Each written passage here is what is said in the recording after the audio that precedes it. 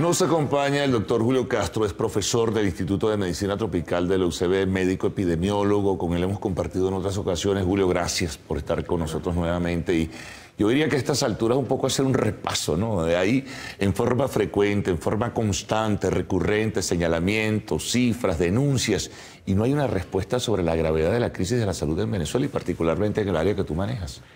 Sí, Carlos, la verdad es que el año ha sido duro. En general, estamos cerrando además con un pico de actividad de dengue, chikungunya y malaria, que probablemente son las tres más importantes, además de sarampión y difteria.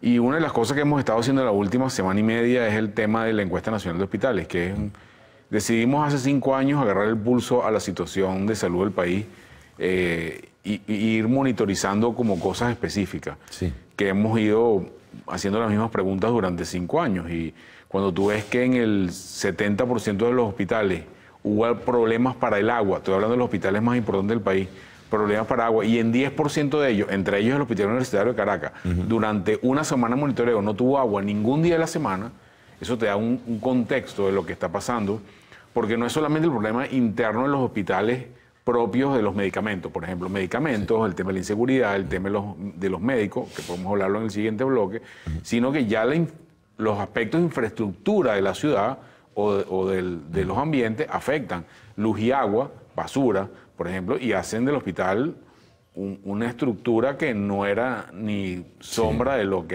que debe ser, al menos. Sí, bueno, con la descripción que se hace por lo general y que se acopia, pues tú dices, bueno, pues son hospitales en guerra, de un país en guerra o algo por el estilo, porque es una situación... Y cuidado, si a veces en los hospitales con países en guerra la situación higiénica es mucho mejor. Sí, probablemente peor, porque, por ejemplo, históricamente los hospitales en Venezuela, en el tema de servicio, lo que es agua y luz, tenían un sistema doble o un sistema de protección, independientemente de que en la urbanización o en el barrio que estuviera el hospital no hubiera agua o no hubiera lue, había esos servicios porque claro, esos se diseñaron. Son vitales, son fundamentales. Entonces, cuando ahorita ves 107 horas en una semana, se fue la luz en los 40 hospitales más importantes del país. Sí. Y durante esas 100 horas fallecieron personas. Esto tiene impacto, esto no es a costo cero. O sea, este déficit de los servicios produce un impacto tangible sobre la población de los venezolanos y eso tiene implicaciones importantes del tema de derechos humanos, del tema de acceso a la salud, del tema de la calidad de vida, que son importantes para los venezolanos hoy en día. No, ahora lo grave es que, Julio, que nos pudiéramos estar acostumbrando a eso. Así como nos estamos de repente algunos acostumbrando, bueno, hay hiperinflación, bueno, a ver qué llega. A lo mejor llega una caja CLAP, a lo mejor llega algo, el pernil. Bueno, sí hay muertos, la gente fallece, o sea, y no hay una respuesta que no hay ninguna respuesta oficial en ese sentido. La verdad es que no la hemos visto, no la hemos percibido. Yo creo que uno de los objetivos importantes de la encuesta nacional de hospitales, a pesar de que empezó como un objetivo de denuncia, de documentación de la crisis, sobre todo en este último año hemos tenido contacto porque nos han contactado grupos o entidades dentro del sistema de Naciones Unidas, sí, que quieren ayudar específicamente a algunos hospitales y necesitan información. Y esta información que nosotros hemos generado ha servido para eso. Aun cuando la ayuda ha sido muy puntual y muy poca, estas agencias y ONGs utilizan esa información porque, por ejemplo, pueden definir dónde no hay atropina en Venezuela, que es un medicamento básico para atender una emergencia, donde no hay medicamentos para el asma, donde hay antibióticos o no hay antibióticos. En la encuesta, que se puede ver a través de la página web, que es encuestanacionaldehospitales.com, tú puedes definir claramente qué necesita cada hospital y eso pudiera ser insumo, ojalá fuera insumo para el gobierno, para que por lo menos las cosas que son urgentes, como la atención de las emergencias y los pabellones, fuera al menos atendida de una manera adecuada y eso hace que la situación del paciente cuando llega sea menos penosa de lo que ya es actual. Ahora fíjate, tú que mencionabas el caso del hospital universitario, ese hecho que se hizo emblemático y que generó una profunda indignación a nivel de opinión pública, esto de no querer aceptar la donación de Médicos Sin Fronteras, el famoso memorándum firmado por las autoridades del hospital, ¿en qué ha quedado eso? Eso ha quedado, creo que ahí se documentó lo que pasa en el resto de los hospitales. O sea, aquí nos dimos cuenta porque lo escribieron y lo firmaron. Claro. Pero creo que es una política institucionalizada. De no aceptar donaciones. No aceptar donaciones. Tan es así que estas organizaciones, el Sistema de Naciones Unidas, hacen donaciones a personas que trabajan en el hospital. O sea, ubican a un médico que trabaja en la emergencia, que tiene una guardia y le entregan una caja con insumos para que él utilice durante su guardia. No es por la vía institucional del director del hospital. Sí. Una consecuencia secundaria del tema de Médicos Sin Fronteras es que médicos del hospital universitario han recibido presiones fuertes. El SEBIN está dentro del hospital universitario. Imagínate. Y han recibido presiones de grupos irregulares, porque un grupo que no tiene que ver con la seguridad del hospital, que tenga actividad dentro del hospital, amedrente a activistas de derechos humanos o amedrente a personal médico o paramédico del hospital en relación al tema de la donación, es algo que va claramente con una violación de derechos humanos muy importante. Es muy grave, ¿no? Que, por cierto, hoy se celebran los 70 años de la firma de la Declaración de Derechos Humanos a razón de la Declaración de Naciones Unidas. Sí, ahora, es decir, los médicos están siendo advertidos, amenazados, amedrentados en ese sentido, para que no protesten o para que no acepten, por ejemplo, los insumos que envían algunas ONGs. Sí, esa presión existe. La presión existe para que no protesten, pero a pesar de eso la protesta se produce. Hace un par de semanas se llevaron a 3 médicos obstetras producto de una situación hospitalaria que fue consecuencia de que no había medicamentos. Al final salieron, pero esto no es a costo cero para el personal de salud. No solamente los médicos, también las enfermeras que generan protestas han recibido presiones para que no se dé a conocer la situación terrible que está pasando en los hospitales. Ahora, con esa encuesta nacional de hospitales, se presentó, está en la página web ciertamente, a través de los medios ha tenido repercusión y ha tenido cobertura, y sigue el silencio gubernamental. Hasta ahora no hemos tenido ningún contacto. Creo que el ministro citó indirectamente en su programa de radio algo de la encuesta, un poco como poniendo en duda los datos de la base científica, la investigación, en fin. De los hospitales fronterizos. Algunos de ellos del grupo gubernamental dicen que es una muestra sesgada, pero son los 40 hospitales cabeza de Estado. Yo no entiendo cómo puede ser una muestra sesgada donde mides todos los hospitales y todo lo que pasa allí. Y si ellos ponemos a la orden eso para que lo utilicen para lo que sea, por ejemplo, nosotros definimos en eso 20 medicamentos en emergencia. Y esos medicamentos son los básicos que tienen que haber, no importa que estés en guerra, que hay un tsunami. Esos medicamentos tienen que estar allí, esos medicamentos no están. Y nosotros podemos decir dónde están y dónde no están. Bueno, hacemos una pausa, Julio. En breve continuaremos con el doctor Julio Castro, profesor del Instituto de Medicina Tropical de la Universidad Central de Venezuela.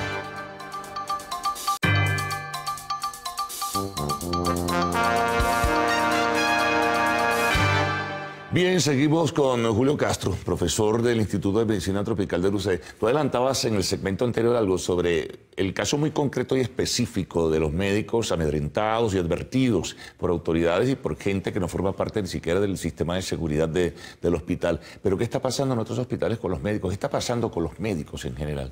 Bueno, creo que los datos han estado en la palestra pública. Cuando un médico gana menos de $1 por día, menos de $30 al mes, y tiene la opción teórica de que en otro país cercano gane $2.500, la discusión se acaba. Sí. En los hospitales universitarios este año hubo un ausentismo. Los médicos que estaban haciendo posgrado tuvieron que abandonar el posgrado simplemente porque no tenían cómo pagar el carrito por puesto para llegar al hospital, o como no podían pagarse la comida para poder terminar el posgrado, y terminan regresando a sus casas donde viven en el interior del país sin terminar un anhelo y un producto de su esfuerzo que es el posgrado. Claro, y eso se ve en los hospitales, en nuestro monitoreo, que monitoreamos muy detenidamente emergencia y las áreas críticas como terapia intensiva y pabellón. Tenemos que decir con responsabilidad que no hay ninguna área cerrada todavía porque no hay médicos y enfermeras. Pero cuando empiezas a medir la relación de camas contra médicos, empiezas a notar que esa relación se va agrandando a favor de que las mismas es camas y hay cada vez menos médicos.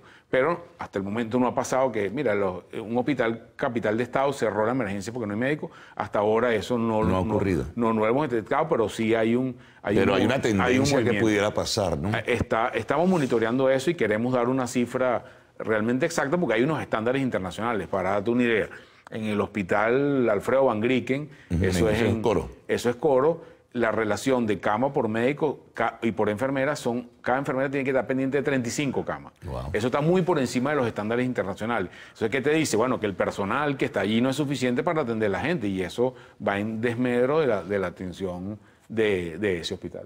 Ahora, es una situación crítica porque incluso algunas visualizaciones sobre la diáspora, que es en general, no es específicamente sobre médicos, sin embargo, la Organización Internacional de Migraciones, Julio, y también el Alto Comisionado para Refugiados están hablando de seguir las cosas como están en el país.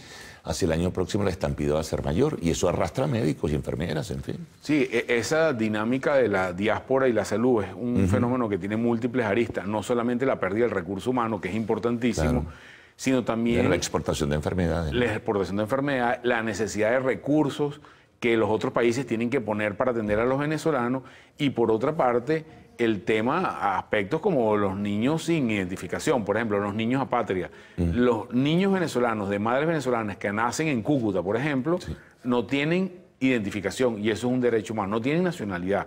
Y eso es un tema porque no ha habido un reconocimiento de refugiado formal por parte de los países vecinos en relación a los venezolanos que llegan a ese país y su estatus migratorio es raro, es un limbo. Extraño, sí, es un limbo jurídico. No, porque la autoridad migratoria todavía no ha definido ni ha tomado decisiones. Bueno, lo lógico indicaría, bueno, si nació en Cúcuta debería ser, pero tú no sabes qué va a pasar con esos padres, si se quedan en Cúcuta o se regresan a Venezuela, pero en todo caso allí nació. Claro, porque para efectos de la ley colombiana, nacer en Colombia no lo hace colombiano. Lo que lo hace colombiano es ser hijo de padres colombianos. Claro. Entonces, a diferencia de Venezuela, porque la ley allá es así.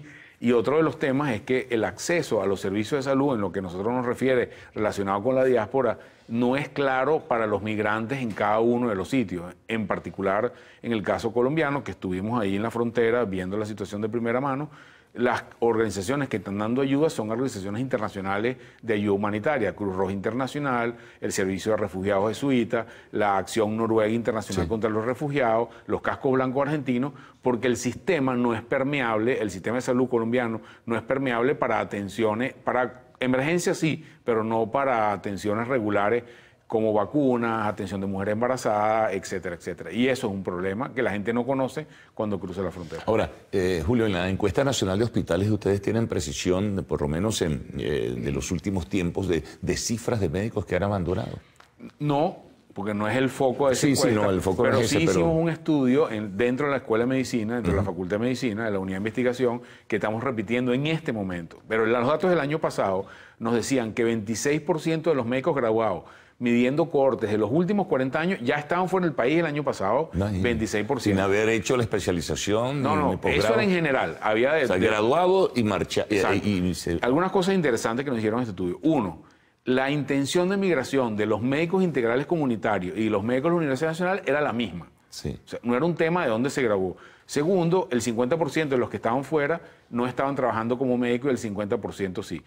La buena noticia es que casi el 70% de ellos, que solamente mejorando las condiciones de trabajo en los hospitales en el país, regresarían al país.